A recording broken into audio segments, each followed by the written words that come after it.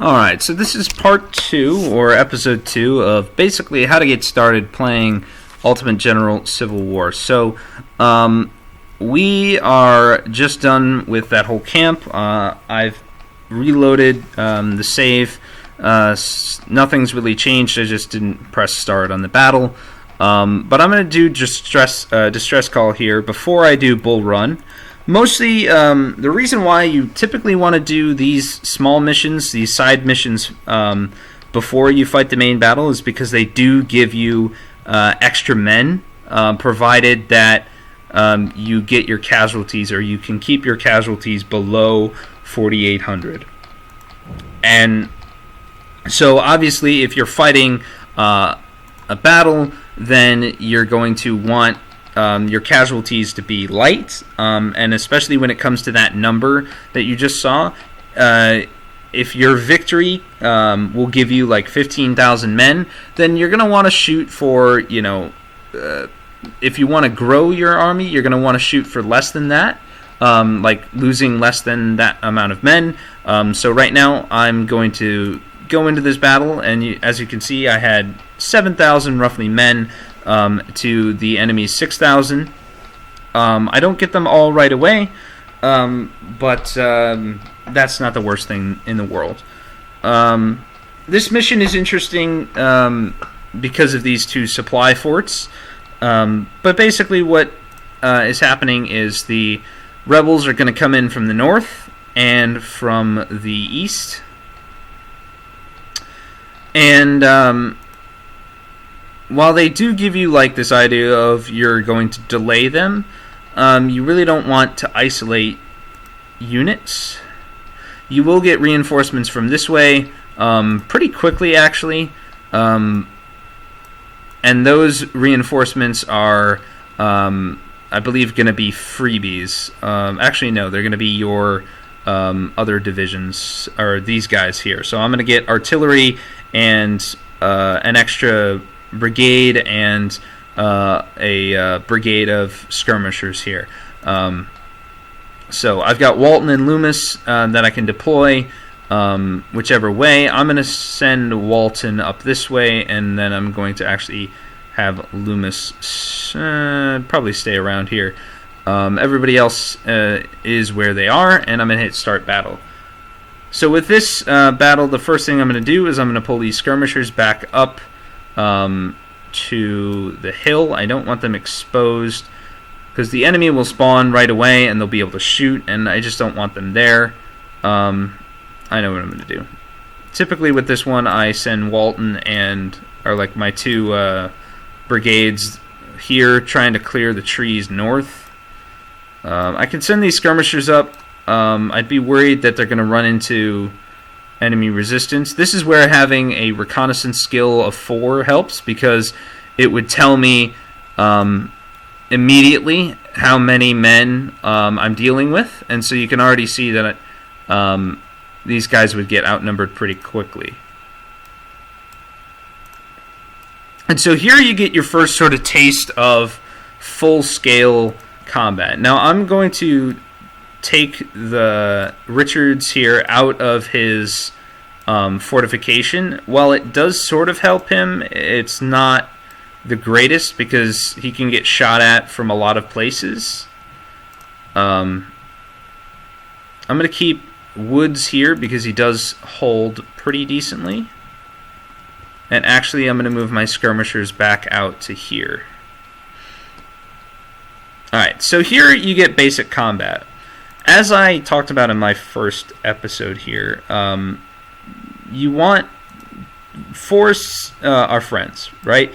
They give you cover, and they often, like for example here, there's an open field this way and forest here. So if you are being attacked from this direction and you want a strong defensive position, then you put a brigade here, and they will be able to not take as much fire while being able to dish out more punishment to the enemy. This goes for any fire, so whether it's cannon fire or not, they will all do better because trees block bullets and air doesn't. The other thing about combat is you want to try and get flanking shots in. So with Walton here, I'm going to try and get him around the side of Ransom. Ransom is turning, so I'm going to push Loomis forward, and I'm also going to push Richards forward as well. The skirmishers I'm also going to put in the middle, just as harassing. And I'm going to tell Loomis to hold, and then I'm going to have Walton kind of be my pushing force. So what this allows me to do now is I've got a sort of hammer, and then the anvil, or the hold force, and then the pushing force.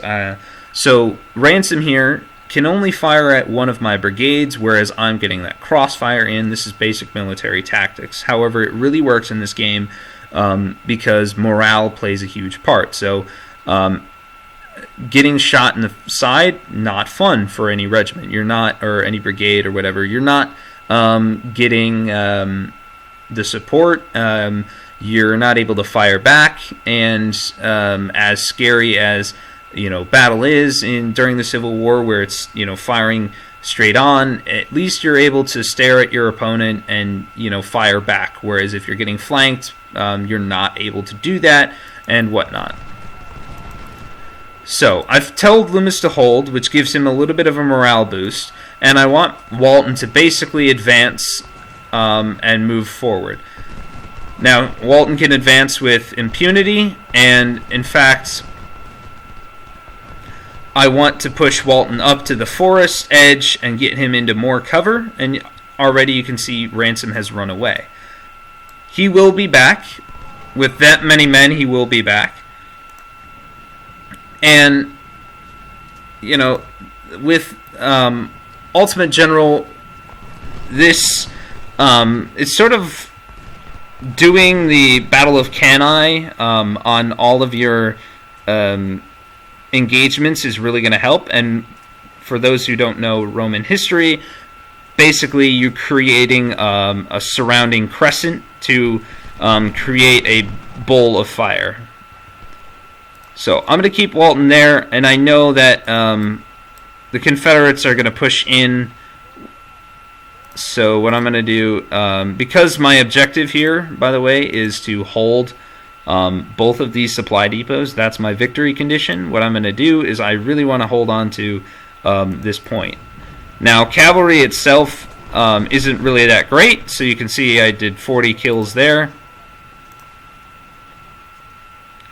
In fact, what I'm going to do is move these skirmishers this way, and I'm getting my reinforcements here. So what I'm going to do eventually is I'm going to run those troops in. Loomis I'm going to push up this way, and Walton I'm actually going to push up too. As I said, flanking is a big part of this game, and getting flanked is the worst part. So Richards here is getting shot at by artillery, and flanking artillery does count. So that's not going to be fun for Richards here. The good thing about this mission and with other missions is that Richards isn't one of my brigades. Like when it comes to the campaign loading screen, these units were given to me by the game. And so when I look at the Richards and Woods and like these skirmishers here and Edwin, I look at them as more pawn-like pieces. You can throw them away more without fearing the loss of your men as much. I'm not going to toss them into unwinnable situations, but I can put them in positions where they might get flanked or they might lose more men, because ultimately, if they do lose men, I'm not going to have to replace them. What will happen is nothing, basically. And so I want to conserve Walton and Loomis as much as possible. So in fact, getting this close to the forest here is probably not going to be a good idea. So what I'm going to have Walton do is hold there. And then I think I'm going to have Loomis hold there as well, and just hope that these two brigades kind of stay away. Now these guys are coming in, so what I'm going to do is I'm going to draw a line along the road. This is my right-click function here. my left click function, and I want them to go on the road because it's faster. And I'm going to have Stockton actually move up, and then my cannon, they tend to be a little bit slower anyway, so I'm just going to draw or right click here and force them to move that way. I'm going to put my skirmishers from here up. Edwin is going this way. I believe there will be an assault from the Confederates coming from over here on this unit eventually, but for now I'm going to focus up here. A good way to tell how well your unit is doing is the kill-death ratio here. So with Walton, 136 to 13, that means he's doing pretty decently. Richards, 152, 58. Generally, you want to see your units doing really well. Sometimes you just have to put them in positions where they're going to, not do so hot. But ultimately, you want your men trading better than not. So this fort, as you can see, I've surrounded, and it's just going to work out better.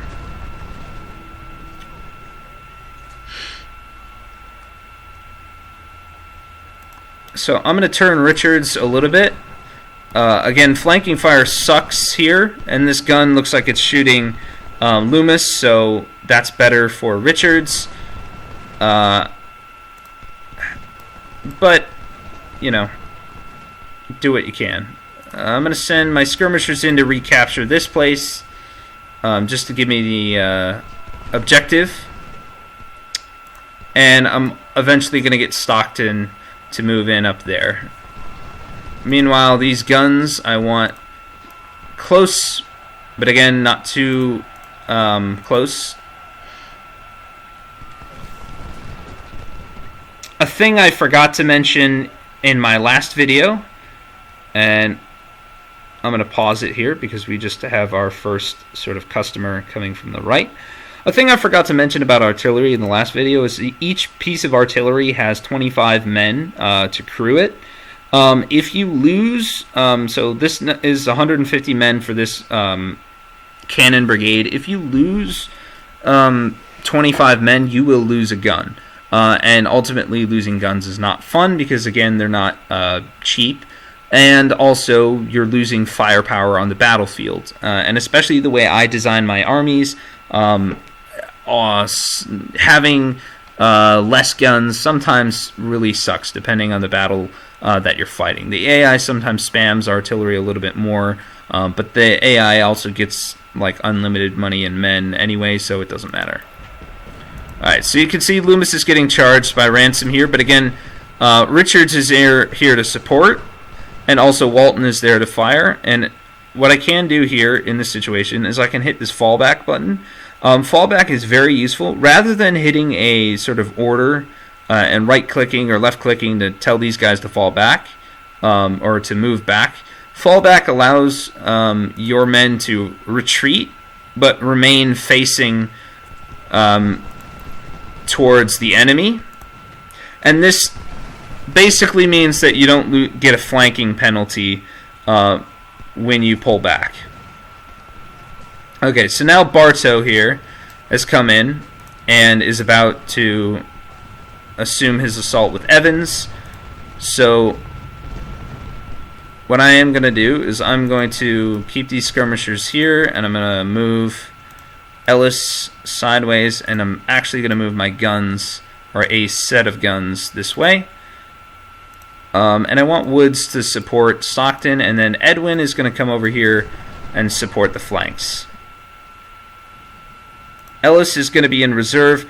You'll see that this little black line, this is the range. So the Sharps model carbine has a shorter range. You can see, I think, the range isn't on the screen. The skirmishers have the same setup, but you'll notice that these guys with the Springfield musket have a farther range to shoot, so these skirmishers are really going to be more for harassing on the flanks.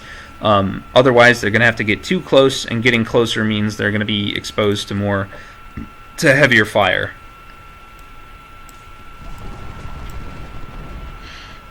At this point, I'm going to move Richards over into the middle. Law and Ransom have been kicked pretty hard. I'm going to keep Walton there on the flank, and Loomis I'm going to actually pull back. And you are going to be pushed a little bit hard here without sort of, well, it's kind of even here. So I've got my skirmishers here that they can shoot at B, and Richard is also going to be there.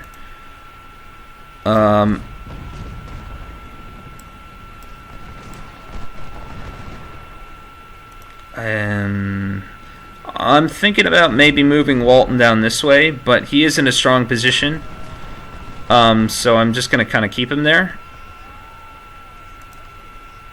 And I'm going to hold Richards while the skirmishers shoot at B.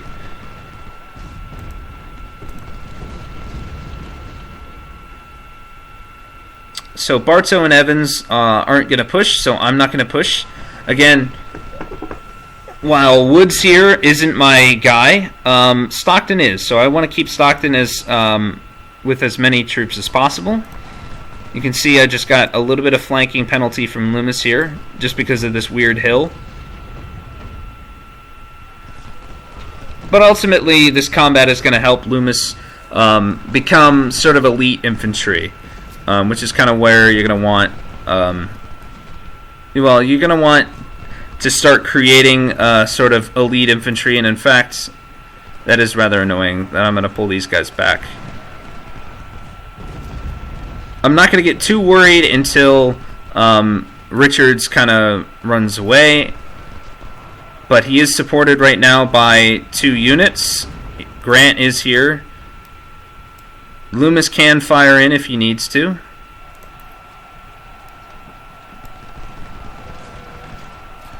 And ultimately, these 2 skirmishers are firing in. So this is what I mean by using the troops that the game gives you to put them into positions where they're going to be in more intense combat. Because while I do want Richards to stay alive, it's not imperative that he survives. It's more so that Loomis and my units do live, because conserving your manpower certainly for the Confederacy is important, but just in general, keeping your men alive is good, because it gives you an edge when you're fighting. And with the Union, depending on the battle you're fighting, you're really going to want men. And so in the early game, I know that one of the battles I'm going to have to fight is the Battle of Shiloh. It's the second battle you fight. And so having more men and more divisions available to me is going to really help me out when it comes to fighting that. So as you can see, I'm kind of holding this supply depot down decently. My skirmishers are able to provide flanking fire decently. They're kind of freaking out a little bit. If these units decide to push, what I'll end up doing is I'd send these 2 brigades up to kind of block them.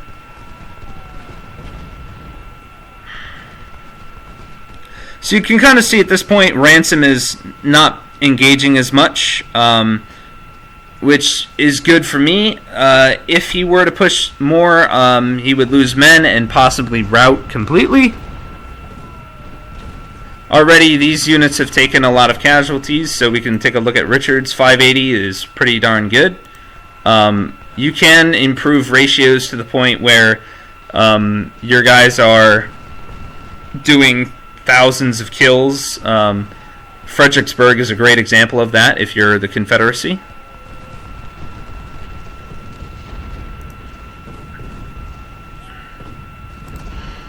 These skirmishers, this little icon, the no C icon, means that they're hidden. So like units that would be in this fog of war So that might be useful if you want to do flanking maneuvers or something like that.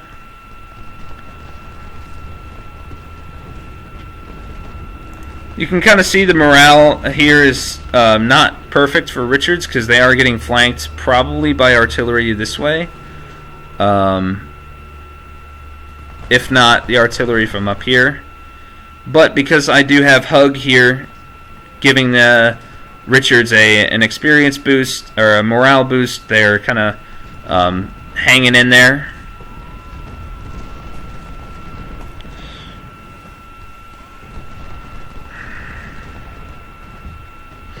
And at this point, because it's just turned into a little bit of an artillery duel, I am going to speed up time.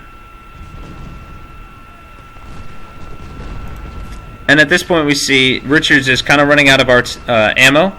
And as long as you have gray in this bar here, this ammo bar, you will keep firing and reloading at the same speed.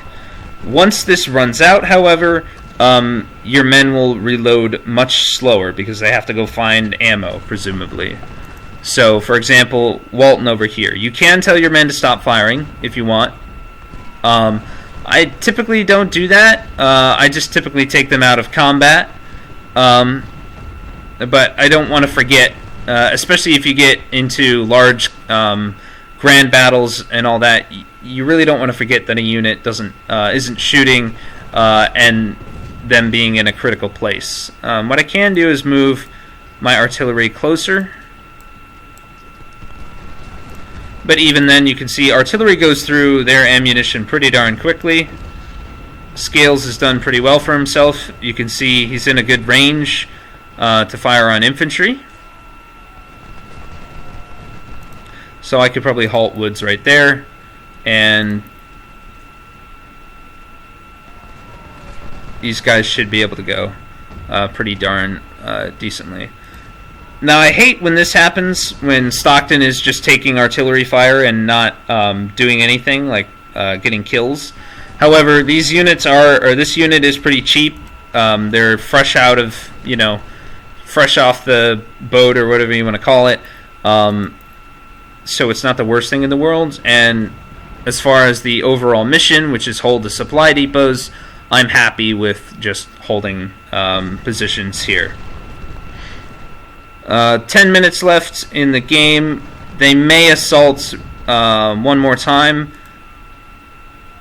It looks like Law's going in. Unfortunately, it looks like Loomis has been killed,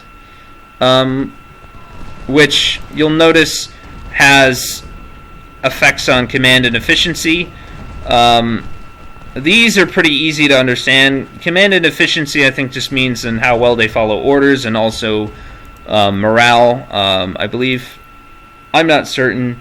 It's generally not a good idea to get your guys killed. You can avoid this from happening by keeping them out of combat, but sometimes it's just the luck of the draw, or the unluck of the draw, and you'll get a wounded in action, which is better than a killed in action. I think what I'll end up doing is, because I've played this game so many times and Loomis is like the first brigade, I typically name this brigade a specific name. So we've won here. There's no reason to keep fighting and losing more men. So as you can see, pretty good as far as a trade-off. 3-1 kill the death. So and most of those were Richards and not my men. So we have Loomis's brigade here that did die. You can disband units, but there's no point really in doing that. You can look at their stats and see that they fought in two battles, and they've been done pretty well for themselves overall. But I'm going to rename this unit what I typically name it, and I name my veteran. I typically name my veteran units because in this case, Loomis's Legion, I like alliteration. Sometimes if you're like wanting a Stonewall Brigade, you can name a Stonewall Brigade, as maybe you fight a battle and good stuff happens, and they do well. With Walton here, because I do have 301 rifles, and there's only a need for 44, the penalty training penalty here isn't going to be affected too much, so I'm just going to use the cheap option. For Loomis, you'll see that I could do that, and I think I might just do that because it's cheaper. I do have to assign a new unit. Typically what I do is just go down to the cheapest one and apply it. And as far as guns, you want to make sure to keep your guns fresh with men. So if you hit this unit, you'll see I didn't increase my gun. I did increase the number of men to replenish them back up, because they do take some casualties. So 7 guys ended up dying. And Stockton, like I said, really easy, so there's no need to veteran them at all. Ellis, now that I have some extra troops, I could push them up. Typically with my skirmishers, I stop them at 250, because it's a decent number to hold off on a flank, but it's not so much that you're going to get blasted right away. I typically keep these guys on a short leash anyway. What I am going to do is increase army organization. As you go up, you get more corps, more divisions, more brigades, and more larger size. So at this point, I can get 3 divisions. You won't be able to see. I am going to get some more infantry. Looking at the guns, the Confederates get shittier guns, so they get this farmer and the reboard farmer. The Springfield is really just going to be your bread and butter here for them. Because I have the money and the manpower, I just want 1,500. And I think what I'm going to end up doing right now is I'm going to add artillery. So I can add artillery. I like 6 is a good starting number. You can bump it up more to like 8 if it's cheap enough. Napoleons are pretty good. I believe the stat is they are the most used gun in the Civil War, but don't quote me on that. The other thing you want to worry about is the supply. So the supply wagons we got in the first mission are based on this number here. So I'm going to increase to 10,000 supply. The number, I'm not sure if it corresponds to men in terms of it, but you can kind of get a feel for it once you play the game. Some battles, they give you those supply depots so you don't have to worry about supply, but other battles you want to kind of, as your army grows, you're going to want to increase this number in your corps as time goes by. With the farmers and reboard farmers, I just am going to turn that into money, because these are, you can see their reload skill is really poor, especially compared to the Springfields. Their melee skill is much better, but not much better than those normal Springfields. Even the reboard farmers.